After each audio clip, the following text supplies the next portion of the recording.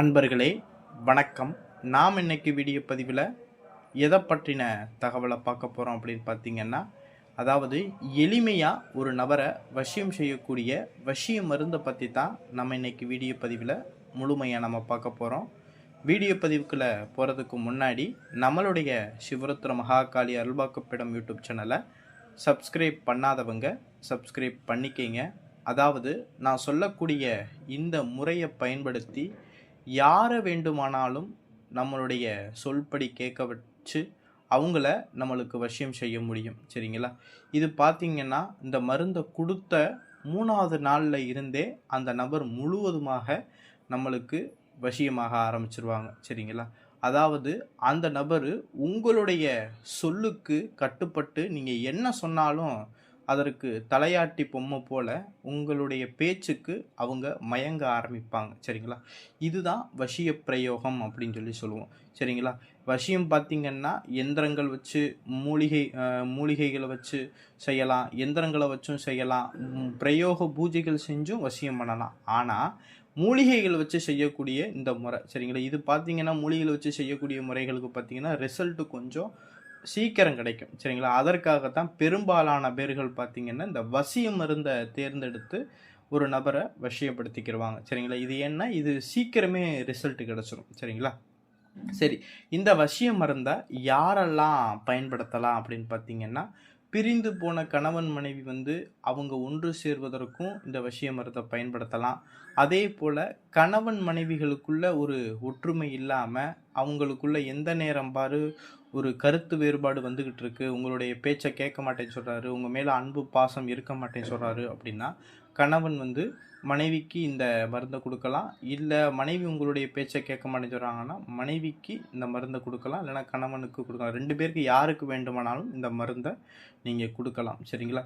இந்த மருந்தை பார்த்தீங்கன்னா, இந்த வசிய மருந்தை பார்த்தீங்கன்னா யாருக்கு யார் வசியமானமோ அவங்களுடைய இரத்தத்தில் இந்த வசிய மருந்தை கலந்து அவங்களுக்கு உணவு பதார்த்தங்களில் உங்களுக்கு தெரியாமல் கலந்து நீங்கள் கொடுத்தீங்க அப்படின்னா இது என்ன செஞ்சுருவாங்கன்னா உங்களுக்கு வசியமாயிருவாங்க. சரிங்களா?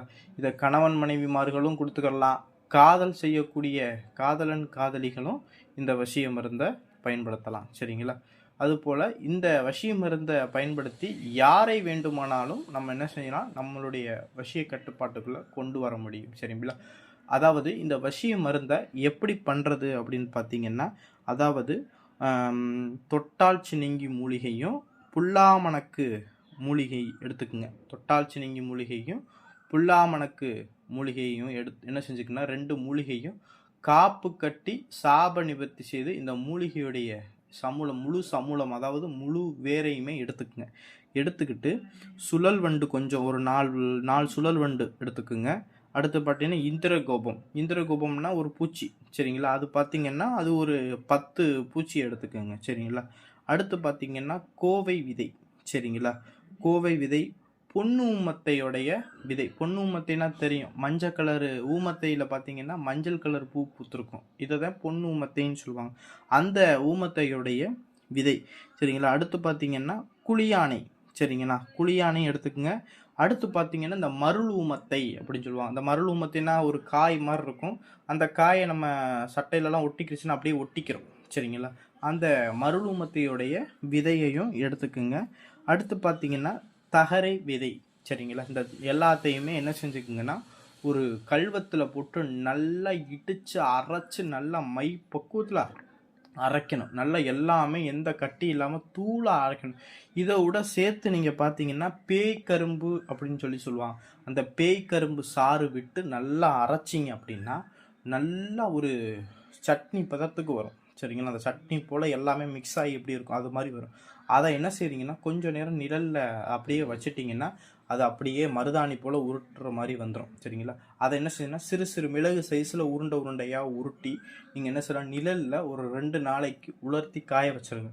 காய வச்ச பிறகு நீங்கள் என்ன செய்றீங்கன்னா அந்த விதையை பூராமே ஒரு தாம்பாளத்தட்டில் கொட்டி வச்சுக்கிட்டு, சரிங்களா, நம்மளுடைய சேனலில் பார்த்தீங்கன்னா மோகினி மந்திரம் பார்த்தீங்கன்னா வசிய மோகினி மந்திரம் எத்தனையோ மந்திரங்கள் கொடுத்துருக்கோம். அதில் ஏதாவது ஒரு மந்திரத்தை எடுத்து ஒரு 1008 உரு அந்த வசிய மருந்துக்கு கொடுத்து அந்த உருண்டையை பார்த்தீங்கன்னா யாருக்கு யார் வசியம் பண்ணணுமோ அவங்களுடைய ரத்தத்தில் கலந்து சாப்பாட்டில் கலந்து கொடுத்துறோம். இப்படி கொடுத்துட்டீங்க அப்படின்னா 3 நாளைக்கு அப்புறம் அவங்க மொத்தமாக உங்களுடைய வசிய கட்டுப்பாட்டுக்குள்ளே வந்துடுவாங்க. சரிங்களா? முழுவதுமாக உங்களுக்கு வசியமாயிருவாங்க. இதுதான் வசியம் செய்யக்கூடிய ஒரு முறை. சரிங்களா? இந்த வீடியோ பதிவு பிடிச்சிருந்துச்சு அப்படின்னா நம்மளுடைய சிவரத்ன மகாகாளி அல்வாக்குப்பிடம் யூடியூப் சேனலை சப்ஸ்கிரைப் பண்ணாதவங்க சப்ஸ்கிரைப் பண்ணிக்கிங்க.